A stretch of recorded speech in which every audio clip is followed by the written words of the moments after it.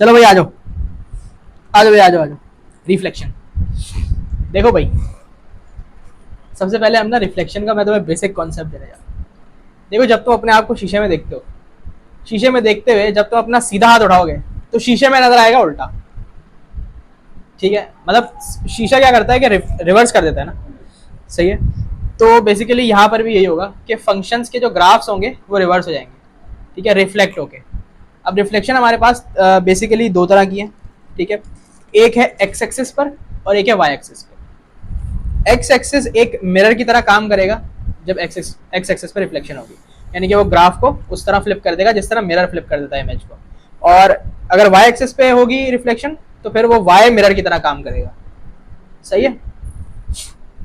तो जैसे कि मेरे पास एक ये ग्राफ है एफ एक्स का।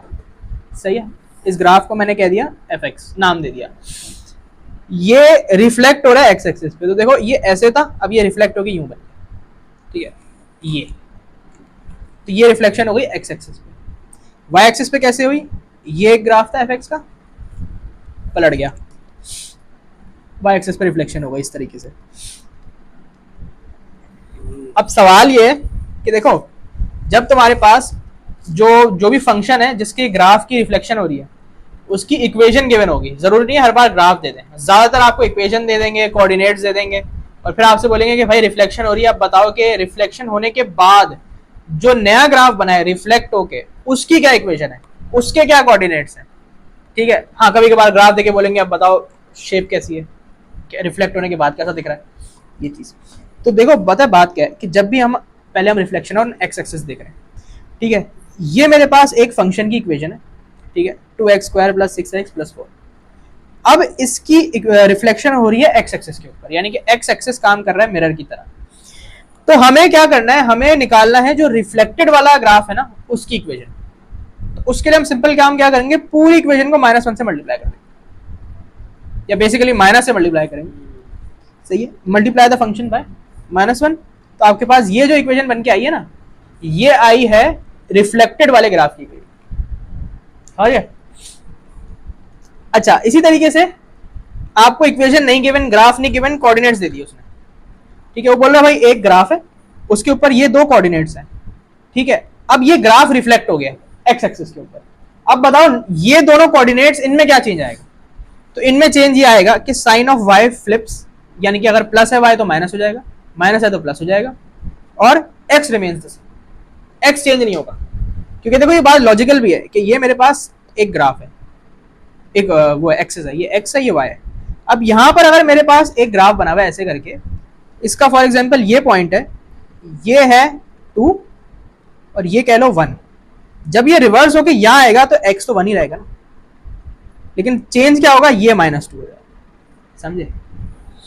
तो आपने क्या करना है कि कोऑर्डिनेट्स के अंदर जो y वाली वैल्यू है ना उसका साइन फ्लिप कर देना है, प्लस है तो माइनस, माइनस है तो प्लस, और x को बिल्कुल एज इट इज रखना है। जैसे कि ये -1 था तो -1 रहा, -2 2 बन गया, -0.5 था 0.5 हो गया, -1.5 था वैसा का वैसा। ये हो रिफ्लेक्शन ऑन एक्स एक्सिस। अब बात करो रिफ्लेक्शन ऑन वाई एक्सिस की, कि वाई आपका मिरर है। तो यहां पर अगर आपके पास इक्वेशन गिवन है ना, तो यहां पर पता है क्या करोगे, यहां पर पूरा फंक्शन माइनस एक्स से मल्टीप्लाई नहीं होगा, बल्कि जहां जहां एक्स लिखा है ना वहां वहां लिख दोगे -x और फिर उसको सॉल्व कर लोगे। जैसे कि देखो ये इक्वेशन गिवन है एक ग्राफ की, वो कह रहा है भाई रिफ्लेक्शन हुई है वाई एक्सिस पर, यानी कि वाई मिरर है। तो क्या करोगे, रिप्लेस x विद -x। अब देखो जहां जहां x था, जहां जहां x था -x लिख दिया, -x का क्यूब करोगे ना तो तुम्हारे पास वैल्यू आएगी -x3, क्योंकि -3 बार मल्टीप्लाई होगा, माइनस माइनस प्लस और फिर मल्टीप्लाई बाय माइनस तो माइनस। तो जब ऑड पावर्स होती है ना तो नेगेटिव नेगेटिव ही रहता है, लेकिन जब इवन पावर होती है तो फिर वो पॉजिटिव हो जाता है। तो यहां पर क्या हुआ, -x प्लस -x ही रहा, -x3 हो गया, और ये -2 और माइनस मल्टीप्लाई होकर +2x। सिमिलरली यहां पर -x था लेकिन स्क्वायर लगा हुआ है तो ये +x हो जाएगा स्क्वायर, तो ये -14x। ठीक है, इसी तरीके से यहां पर तुम्हारे पास कहते हैं 19x था, इसकी जगह मैंने -x रखा तो ये माइनस माइनस मल्टीप्लाई होकर +19x लग गया और 5 आ जाए। तो ये करना है, ठीक है, ये चीज याद रखनी। अगर कोऑर्डिनेट गिवन हो फिर क्या करोगे, ग्राफ नहीं है, इक्वेशन नहीं है, कोऑर्डिनेट है, तो कोऑर्डिनेट के अंदर आप करोगे इस बार जब y एक्सिस पे रिफ्लेक्शन हो रही है तो sign of x flip y remains है, जस्टिफाइड है ना, ये रहा ग्राफ। अब इसको तुम फ्लिप कर रहे हो y पर, तो फॉर एग्जांपल ये तुम्हारा 2 है, ये तुम्हारा 1 है, जब ये y पर यूं फ्लिप होगा तो y तो सेम ही रहेगा, ये क्या हो जाएगा -1, तो इसलिए यहां पर तुम्हारे पास जो वैल्यू चेंज होगी वो x का साइन फ्लिप होगा। जरूरी नहीं है नेगेटिव, हो सकता है कि ग्राफ इधर गिवन हो और अब ये फ्लिप हो तो यहां पर आएगा, तो अब यहां पर तुम्हारे पास जो वो है वो पॉजिटिव हो जाएगा अपना x axis, inverse of a function. सही, किसी भी फंक्शन का अगर हमें इनवर्स लेना है तो उसका तरीका क्या है। एक फंक्शन की इक्वेशन गिवन है -5x + 9, ये मैंने स्टेप बाय स्टेप बताया कि इसका इनवर्स कैसे लेते हैं। सबसे पहले आपने क्या किया, f(x) को इक्वल टू y लिख दिया, तो y इक्वल टू -5x + 9। फिर आपने क्या किया, अब इस इक्वेशन में से x को सब्जेक्ट बनाना है, x को अकेला कर देना है बिल्कुल, तो क्या किया, 9 को उधर लेके गए, y के साथ माइनस करा दिया, -5 यहाँ मल्टीप्लाई हो रहा था, यहाँ आके डिवाइड हो गया, x बन गया सब्जेक्ट। अब क्या करो, जहां y लिखा है वहां x लिख दो, जहां x लिखा है वहां y लिख दो, रिप्लेस x विद y, तो जहां y था जहां x था रिप्लेस। उसके बाद अब जो तुम्हारा ये चीज बन के आई है ना, ये है तुम्हारा f इनवर्स, तो y दोबारा से f इनवर्स के इक्वल रखोगे अब, तो ये तुम्हारा f इनवर्स का फंक्शन बन गया। अब तीसरी रिफ्लेक्शन पढ़ो, ये है reflection on the line y equal to x। ये जो लाइन है ना आपके पास ग्राफ में, इसके ऊपर अगर तुम यहां पर x1 है तो जब तुम ग्राफ पे जाओगे तो यहां पर y1 आएगा, यहां पर अगर x2 है जब तुम यहां ग्राफ पे जाओगे तो y2 आएगा, इसलिए इसको कहते हैं y इक्वल टू x, कि y और x कोऑर्डिनेट यहां पे कहीं भी उठा लो ना, y और x सेम होगा। यहां पर है तो 5 5 है, यहां पर 0 0 है, यहां पर होगा तो 4 4, ऐसे, इसलिए इसको y इक्वल टू x कहते हैं। अब इसके ऊपर रिफ्लेक्शन हो रही है, यानी कि ग्राफ ऐसे बना हुआ है, ठीक है, ऐसे बना हुआ है, रिफ्लेक्शन इसके ऊपर हो रही है, ये लाइन है मिरर तुम्हारा। अब तो यहां पे क्या करोगे, यहां पर ये इक्वेशन गिवन है वही वाली जिसका भी इनवर्स निकालना है, रिफ्लेक्ट होके ना, रिफ्लेक्ट होके आपने क्या करना है, इनवर्स फाइंड करना है, तो ये तुम्हारे पास इक्वेशन बनेगी y इक्वल टू x के ऊपर जो रिफ्लेक्टेड ग्राफ होगा उसकी, यानी कि अगर ये मेरे पास fx है तो ये f इनवर्स ऑफ x होगा, सही है, तो इनवर्स लेना है इक्वेशन में, तो तुम्हारे पास जो रिफ्लेक्टेड ग्राफ है उसकी इक्वेशन आ जाएगी। कोऑर्डिनेट्स में किस तरह चेंज आएगा भाई, x की जगह y लिख दो, y की जगह x लिख दो, 5 -9 कोऑर्डिनेट है, -9 लिख दिया x की जगह और 5 लिख दिया y की जगह, बस swap x and y, simple. अब एक एग्जांपल क्वेश्चन देख लेते हैं।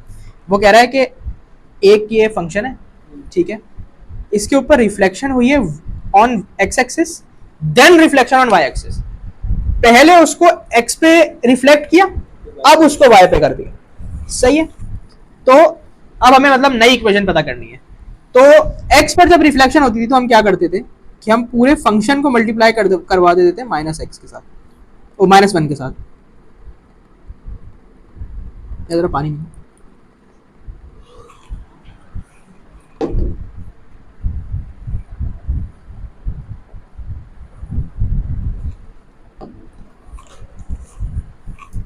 अब जब ये इस पूरी चीज को मैं -1 से मल्टीप्लाई कराऊंगा तो ये हो जाएगा -x3, ये हो जाएगा +3x², ये हो जाएगा -5x और ये हो जाएगा -7।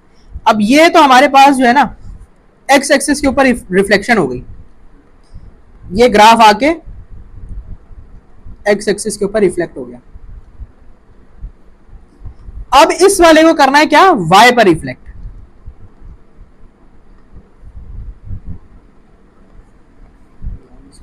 उसके लिए हम क्या करते थे कि जहां जहां x था वहां वहां -x रख देते थे,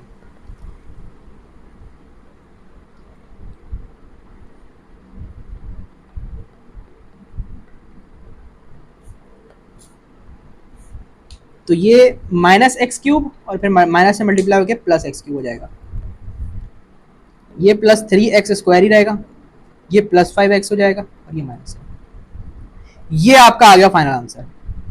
तो सवाल इस तरह पूछता है, एक और देख लो, वो कह रहा है reflected on y equal to x, equation बताओ नहीं, क्या करते थे, इनवर्स लेते थे। इनवर्स लेते थे, जो इनवर्स वाली इक्वेशन होती थी वही इक्वेशन होती थी रिफ्लेक्टेड ग्राफ की। तो यहां पर तुम देखो उसने एफ एक्स की जगह वाई पहले से ही रख दिया है, तो पहला स्टेप उसने खुद ही करके दे दिया। अब आपने दूसरे से स्टार्ट करना है। क्या करना था, एक्स को सब्जेक्ट बनाना था। तो अगर मैं इस इक्वेशन में दोनों तरफ क्यूब रूट कर दूं तो ये और ये कैंसिल हो जाएगा। 2 यहां माइनस हो रहा है, वहां जाके क्या होगा, प्लस हो जाएगा।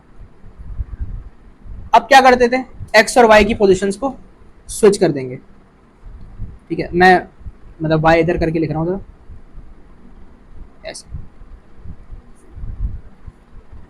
स्विच कर दी। अब क्या करते थे, वाई की जगह रख देते थे एफ इनवर्स अपना।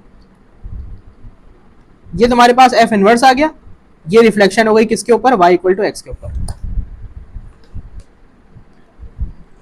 ट्रांसलेशन, ट्रांसलेशन में ना आपका ग्राफ मूव होता है, जैसे कि ये ऊपर चला गया, बराबर में हो गया, नीचे आ गया, इस तरह से।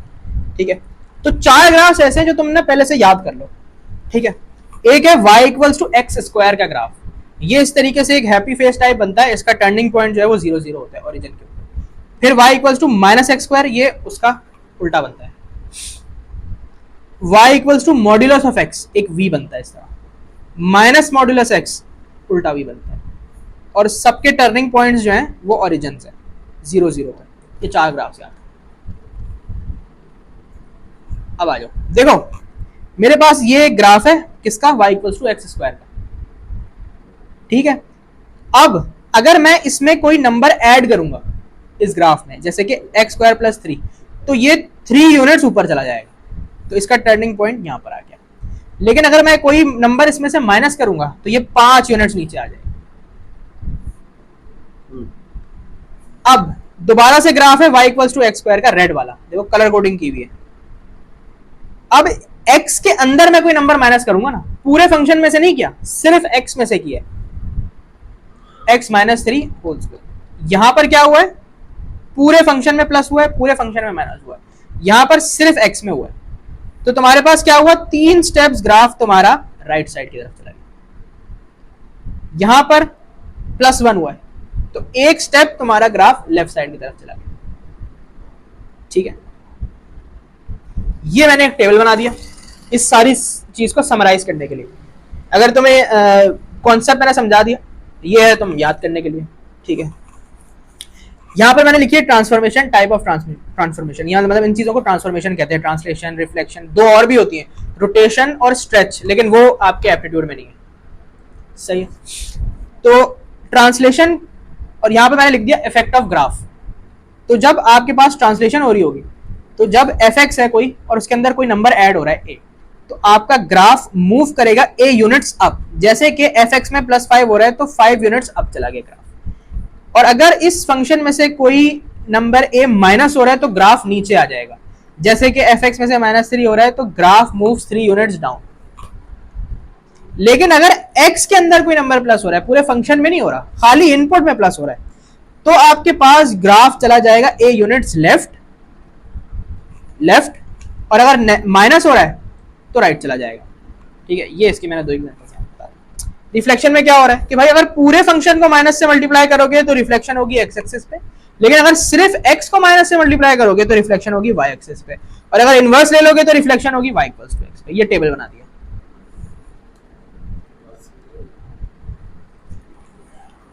एक आपके पास यहां पर एग्जांपल क्वेश्चन कि एक ग्राफ है hx और उसकी इक्वेशन दी हुई है ये √x, और आपसे कह रहा है कि भाई पहले तो वो गया है 1 यूनिट राइट, फिर वो गया है 2 यूनिट्स डाउन। तो जब वो 1 यूनिट राइट जाएगा तो तुम्हारे पास क्या होगा, 1 माइनस हो जाएगा x में से, और जब वो 2 यूनिट्स डाउन जाएगा तो पूरे फंक्शन में से -2 हो जाएगा। ये आपके पास फाइनल आंसर बन गया, इसके फाइनल इक्वेशन। ये यही आपसे पूछेगा। अरे यार 15 मिनट हुए अभी, ये बस डोमेन आखिरी चीज है, उसके बाद खत्म। फिर कल रेंज पड़ेगी, फिर उसके बाद फंक्शन खत्म।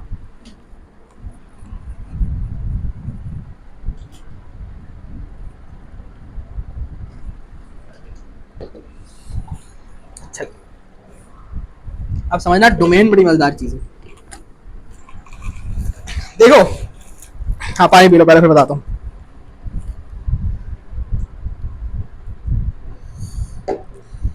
देखो पहली क्लास में ना मैंने तुम्हें एक बात बताई थी, फंक्शन क्या होता है, एक मशीन। और मैंने एक मिसाल दी थी ब्लेंडर की, कि फ्रूट्स डालोगे इनपुट के तौर पे, आउटपुट के तौर पे जूस मिल जाएगा। सही है। अब सवाल यह है कि यार अगर मैं एक ब्लेंडर में पत्थर डाल दूं, ब्लेंडर टूट जाएगा, मशीन खराब हो जाएगी। इसी तरह फंक्शन के अंदर भी सीन ये होता है कि आपके पास फंक्शन कुछ सर्टेन इनपुट वैल्यूज के ऊपर कोई आउटपुट देता है, कुछ वैल्यूज ऐसी होती है कि जो डालोगे वो खराब हो जाएगा, वैल्यू नहीं देगा, अनडिफाइन हो जाएगा। ठीक है, तो ये मामला है। लेकिन फंक्शंस के केस में ये है कि सारे फंक्शन के साथ ऐसा नहीं होता। कुछ फंक्शन ऐसे होते हैं जो सारे नंबर्स एक्सेप्ट करते हैं, लेकिन कुछ ऐसे होते हैं कि जिनके अंदर कुछ स्पेसिफिक वैल्यूज आप नहीं डाल सकते। ठीक है, तो जो वैल्यूज एक फंक्शन में आप इनपुट कर सकते हो और वो आपको आउटपुट देगा, वो डोमेन कहलाती है। यानी कि जो वैल्यूज मैं डाल सकता हूं, जो मेरे फ्रूट्स हैं, और वो आउटपुट दे देगा उस पर, वो है डोमेन। और जिन वैल्यूज पर वो आउटपुट नहीं देगा, जैसे कि पत्थर डाल दिए ब्लेंडर, वो डोमेन से बाहर है, वो डोमेन में नहीं शामिल होंगे। सही है, बेसिक कॉन्सेप्ट डोमेन का ये है। अब यहां पर देखो मैंने इसकी एक वो लिखी है कि domain is the set of values of x. X हमारा इनपुट होता है। Domain is the set of values of x for which a function is defined, यानी कि कोई आउटपुट देती है। ठीक है, अब हमारे पास चार तरीके की बेसिकली इक्वेशंस है। पहली है सिंपल पॉलिनोमियल, रैशनल, रेडिकल और रेडिकल प्लस रैशनल। अब देखो सिंपल पॉलिनोमियल इस तरह से होते हैं। ठीक है, यानी कि हर वो इक्वेशन जो कि जिसका कोई डिनोमिनेटर ना हो, जिसके ऊपर कोई रूट ना लगा हुआ हो, बिल्कुल एक सिंपल इक्वेशन है, वो पॉलिनोमियल होती है। अब मुझे बताओ 3x² - 1 में क्या कोई ऐसा नंबर है कि मैं डालूं और आंसर ना आए? दुनिया का कोई ऐसा नंबर नहीं है, कुछ भी डालोगे वैल्यू देगा। इसके अंदर भी 4x² + 7x + 5 में दुनिया का कोई भी नंबर डाल दो, वैल्यू दे देगा। तो इसकी डोमेन लिखने का तरीका ये होता है कि या तो मैं लिख दूं x belongs to all real numbers. ठीक है, कि जितने रियल नंबर एग्जिस्ट करते हैं, पॉजिटिव हो, नेगेटिव हो, फ्रैक्शन हो, डेसिमल हो, x की आप डालो वैल्यू और कुछ ना कुछ दे देगा। एक तरीका ये भी है। एक तरीका और भी है कि मैं कह दूं कि भाई नेगेटिव इन्फिनिटी से पॉजिटिव इन्फिनिटी तक जितनी वैल्यूज है सारी डाल दो। ये भी एक तरीका है डोमेन लिखने का। ये दो तरीके हो गए डोमेन लिखने, समझे? और ये इसकी भी इसी तरह लिखेगी। अब कभी आपके पास इस तरह लिखी हुई होगी, कभी उस तरह लिखी हुई होगी, इस वजह से मैं सारे तरीके। अब बात करते हैं रैशनल इक्वेशन। देखो रैशनल इक्वेशन से पहले मैं तुम्हें एक बात बताता हूँ, यहीं पर ही बता देता हूँ कि जब भी आप किसी नंबर को 0 से डिवाइड करोगे ना, तो आंसर इन्फिनिटी आता है। कैलकुलेटर में 7 / 0 किया, मैथ एरर आ गया, इसलिए रखा गया, तो आपके पास इन्फिनिटी आता है। और अगर आप 0 को किसी नंबर से डिवाइड करोगे तो 0 ही आता है। 0 / 1 किया, ठीक है। तो ये दो बातें पहले तो समझनी पड़ेंगी। अब देखो 0 तो एक नंबर है, एक आउटपुट है, एक वैल्यू है, लेकिन इन्फिनिटी कोई वैल्यू नहीं है, क्योंकि इन्फिनिटी के ऊपर आपके पास वैल्यू अनडिफाइंड है, आपको नहीं पता क्या है। तो अब मुझे बताओ, ये डोमेन से बाहर नहीं, मैं बता रहा हूं क्या बता। रैशनल इक्वेशन क्या होती है? जिसके अंदर ना डिनोमिनेटर होता है, जिसके अंदर हमारे पास डिनोमिनेटर आ जाता है और डिनोमिनेटर में कोई वेरिएबल आ जाता है, जैसे कि x आ गया। अब मुझे बताओ यहां पर कौन सी ऐसी वैल्यू है कि मैं वो रखूंगा तो डिनोमिनेटर 0 हो जाएगा और ये पूरा फंक्शन इन्फिनिटी हो जाएगा। तो 2 वो इनपुट है कि जिस पे मशीन खराब हो जाएगी। तो 2 वो है जो डोमेन में नहीं आएगा। ठीक है, तो इसको मतलब ये तो बड़ी आसान सी है, लेकिन अगर कभी इस तरह से आ जाए तो किस तरह करोगे? तो आप सीधा काम करोगे, डिनोमिनेटर को = 0 रख के देख लो, तो आपको पता चल गया कि x = 2 रखूंगा तो डिनोमिनेटर हो जाएगा 0 के बराबर।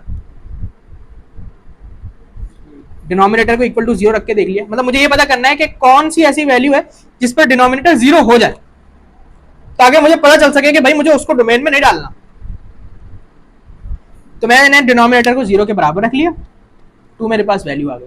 तो मुझे पता चल गया कि भाई 2 नहीं आ सकता इस फंक्शन में, आएगा तो मशीन खराब हो जाएगी, अनडिफाइंड हो जाएगा। तो इसकी डोमेन लिखने का तरीका एक तो यह है कि मैं लिख दूं x नॉट इक्वल्स टू 2, उसके अलावा सब। या फिर ये मैं इस तरह भी लिख सकता हूं कि भाई नेगेटिव इन्फिनिटी से लेकर 2 तक की सारी वैल्यूज, 2 से पहले तक की, या और उसके बाद 2 के बाद से लेके पॉजिटिव इन्फिनिटी तक की 2 नहीं है। इस तरह भी डोमेन लिखी जा सकती है। कभी कभार वो बीच में आपको ना कॉमा की बजाय ऐसे यू लिख के देते हैं, यूनियन, कि ये भी दोनों, ये यूनियन का साइन है, ये नॉट इक्वल टू का। अच्छा, अब ये तो बड़ा आसान सा एक रैशनल फंक्शन था। अब ये देखो मुश्किल वाला आ गया। अब यहां पर अगर मैं बात करूं कि भाई ऐसी कौन सी वैल्यू है कि जो तुम डालो एक्स की जगह तो तुम्हारे पास अनडिफाइंड हो जाए, इन्फिनिटी आंसर आ जाए, मशीन खराब हो जाए, तो अब तुम ये इस तरह वर्बली नहीं पता कर सकते। तो इसके लिए तो फिर तुम्हें वही लॉजिक लगानी पड़ेगी कि तुम डिनोमिनेटर को इक्वल टू 0 रख के देख लो। तो ये क्वाड्रेटिक इक्वेशन है, इसके अंदर जब तुम मिडिल टर्म ब्रेक वगैरह करोगे तो तुम्हारे पास आंसर शायद -1 और -2 आ रहा था। मैं एक सेकंड रीचेक कर लूँ। हाँ, तो एक एक्स की वैल्यू आ गई -1, एक आ गई -2। अब पता है जब तुम ये दोनों वैल्यूज रखोगे ना तो तुम्हारे पास डिनोमिनेटर हो जाएगा 0, फंक्शन हो गया अनडिफाइंड। ठीक है, ऊपर क्या आता है कोई फर्क नहीं पड़ेगा, क्योंकि नीचे जब 0 आ गया तो भाई फिर वो इन्फिनिटी, फिर नहीं आप बता सकते। यस, तो अब मुझे पता चल गया कि भाई ये 2 नंबर ऐसे हैं जो मैं शामिल नहीं कर सकता डोमेन में, इसके अलावा सारे नंबर आएंगे। तो इसकी डोमेन में कैसे लिखूंगा कि मैं कहूंगा भाई नेगेटिव इन्फिनिटी से -1 तक की सारी वैल्यूज ले लो, फिर यूनियन, फिर मैं कहूंगा -1 और -2 के बीच में जितनी वैल्यूज आ रही हैं वो ले लो, फिर दोबारा यूनियन, फिर मैं कहूंगा कि भाई -2 से लेके आगे पॉजिटिव इन्फिनिटी तक की जितनी वैल्यूज हैं वो सारी भी ले लो। सही है, ये इसकी डोमेन लिखने का तरीका हो गया। अब रेडिकल इक्वेशंस पे आ जाओ। रेडिकल है, फिर रैशनल रेडिकल है, और फिर खत्म, 2 चीजें रह गई। देखो रेडिकल इक्वेशंस कहते हैं जिनके अंदर ना हमारे पास इस तरह से रूट लगा हुआ होता है, उसके ऊपर पावर जो है वो 2, 3, 4, 5 कुछ भी हो सकती है, ठीक है, लेकिन बेसिकली रूट लगा होता है। अब देखो एक बात होती है कि रूट के अंदर ना अगर नेगेटिव वैल्यू आ जाए तो रूट नहीं निकाला जा सकता। जैसे कि ये रूट ले लिया, अंदर लिख दिया -1, मैं तेरा, नेगेटिव नंबर का रूट नहीं आता। सही है, तो यानी कि नेगेटिव नंबर इन्फिनिटी के बराबर तो नहीं होगा, एरर लिख देता हूं।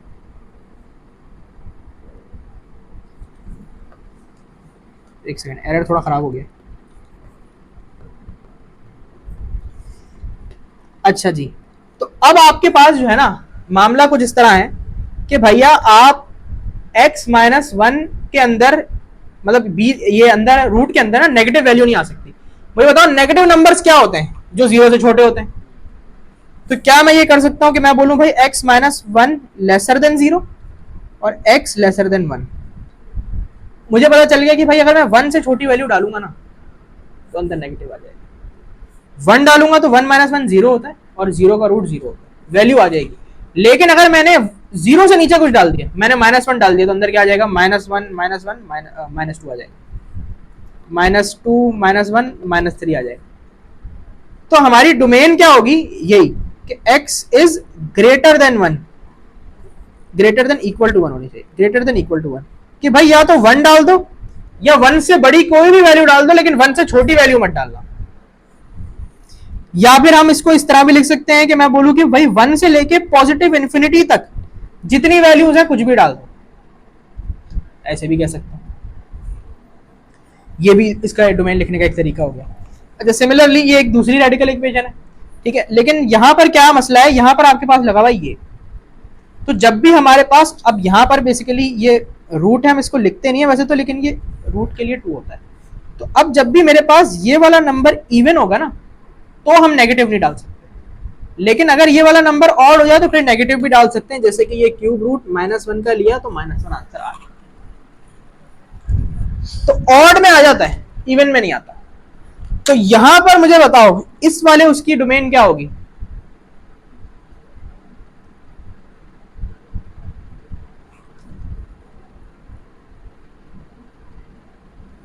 x belong to all real number, यानी कि सारे सारे नंबर्स तुम इसमें डाल सकते हो, पॉजिटिव हो नेगेटिव हो जैसे भी हो। तो ये चीज एक देखनी पड़ेगी कि x belong to all real number या नेगेटिव इन्फिनिटी से पॉजिटिव इन्फिनिटी, ये दो तरीके हैं लिखने के। अब आ गई आपके पास रैशनल प्लस रेडिकल, यानी कि डिनोमिनेटर में रेडिकल आ गया। ठीक है भाई, रैशनल क्या होती थी कि डिनोमिनेटर में वेरिएबल हो, रेडिकल क्या होती थी जिसमें रूट हो। अब डिनोमिनेटर में वेरिएबल के ऊपर रूट आ गया, रैशनल भी आ गया रेडिकल भी आ गया। सही है। अब यहां पर हमें वो दोनों चीजें अप्लाई करनी पड़ेंगी, यानी कि हमारे पास नेगेटिव वैल्यू भी नहीं हो सकती और डिनोमिनेटर जीरो भी नहीं हो सकता। ठीक है, तो सबसे पहले मैं क्या करूंगा, सबसे पहले मैं कहूंगा कि भाई अपने मैं डिनोमिनेटर को इक्वल टू जीरो रख के देख लूं कि कौन सी वैल्यूज है जो मुझे नहीं डालनी। तो जब मैं दोनों तरफ स्क्वायरिंग करूंगा तो जीरो का स्क्वायर तो जीरो ही होता है, तो एक्स स्क्वायर माइनस 4 उधर जाके प्लस हो जाएगा। अब मैं दोनों तरफ जब रूट लूंगा तो ये आ जाएगा अंडर रूट प्लस माइनस 2। जब भी हम अंडर रूट लेते हैं तो प्लस माइनस लगाते हैं, तो मेरे पास एक्स की दो वैल्यूज आ जाएंगी, पॉजिटिव रूट 2 और नेगेटिव रूट 2। ये दो वैल्यूज हैं कि जो मैं अपने डिनोमिनेटर में डाल दूं या एक्स में डाल दूं तो यहां पर आपके पास जो डिनोमिनेटर है वो जीरो हो जाएगा और मशीन खराब हो जाएगी। एक तो ये है। दूसरा हमें ये भी चेक करना है कि भाई अंदर कोई नेगेटिव नंबर नहीं आना चाहिए। तो उसके लिए मैं क्या करूंगा कि मैं कहूंगा भाई x square minus 4 lesser than 0, x square lesser than 4, 4 जाके प्लस हो गया। दोनों तरफ रूट लूंगा तो प्लस माइनस रूट 2। अच्छा जी, नहीं ऐसे नहीं लिखेंगे इसको, हमने मॉडुलस में पढ़ा था, इसको हम यूं लिखेंगे।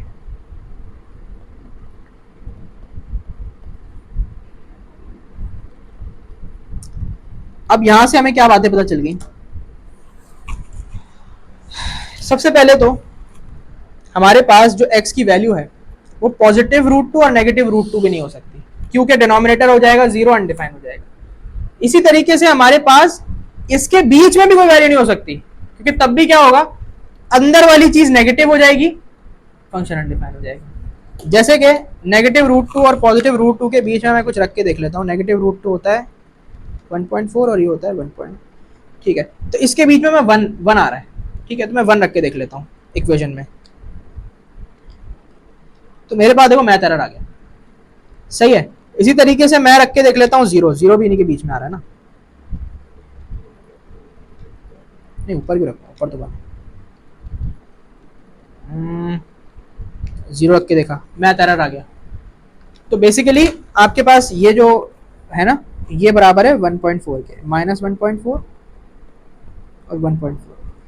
इसके बीच की भी कोई वैल्यू नहीं आ सकती, क्योंकि अंदर वाली चीज, रेडिकल के अंदर वाली चीज नेगेटिव हो जाएगी, और ये दोनों खुद भी नहीं आ सकते क्योंकि पूरा फिर डिनोमिनेटर जीरो हो जाएगा। तो भाई हमें पता चला डोमेन क्या होगी, या तो इससे बड़ी वैल्यू होगी रूट 2 से, या नेगेटिव रूट 2 से छोटी वैल्यू। इसके अलावा नेगेटिव रूट 2 और रूट 2 ये दोनों नहीं आ सकते, इसके बीच में कोई नंबर नहीं आ सकता। ये हमने इससे पता कर लिया इस पूरी चीज से। तो इसको लिखने का तरीका ये होगा कि मैं कहूं कि भाई x जो है, एक तरीका तो ये है कि मैं लिख दूं नेगेटिव इन्फिनिटी से नेगेटिव रूट 2 तक है और यूनियन रूट 2 से पॉजिटिव इन्फिनिटी तक है। इसके बीच की वैल्यूज नहीं है। अच्छा, ये जो ये वाला ब्रैकेट होता है ना, इसका मतलब होता है कि ये वैल्यू भी इंक्लूडेड नहीं है हमारे पास। सही है, एक तरीका तो ये होगा। दूसरा तरीका हमारे पास हो सकता है इसकी डोमेन लिखने का, कि मैं कह दूं कि भाई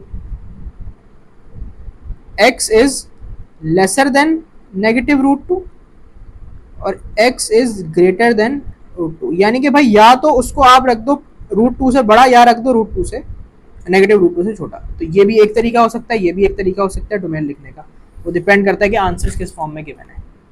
ठीक है, अब लेकिन यहां पर तुम देखो कि यहां पर हमारे पास ये चीज जो है ना ऑड है, ये बेसिकली 2 था,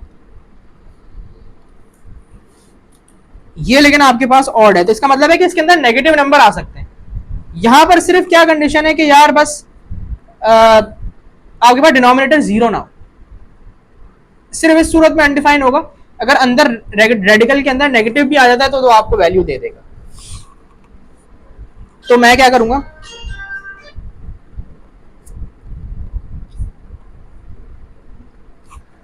खत्म हो रहा है ये, बस आखिरी चीज है।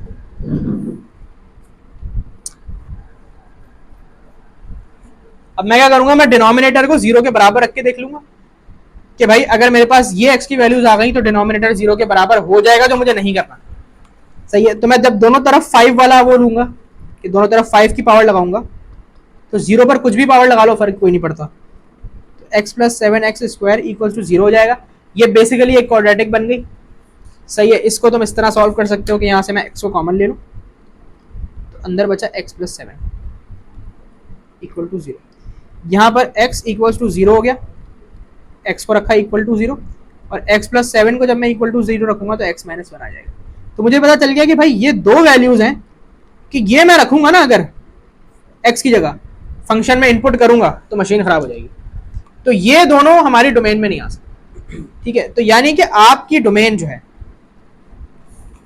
वो चलेगी नेगेटिव इन्फिनिटी से 0 तक, उसके बाद 0 और माइनस, ओ सॉरी 0 तक नहीं चलेगी, हाँ -7 तक, फिर -7 और 0 के दरमियान वाली वैल्यूज भी तो आएंगी ना। बस -7 और 0 खुद नहीं आ सकते हैं, उनसे बड़ी और छोटी तो आ सकती है। और इसी तरीके से फिर 0 से आगे कहां तक जाएगी, पॉजिटिव। तो ये एक तरीका हो गया इसकी डोमेन। तो ये आपके पास डोमेन का मामला तमाम हो गया।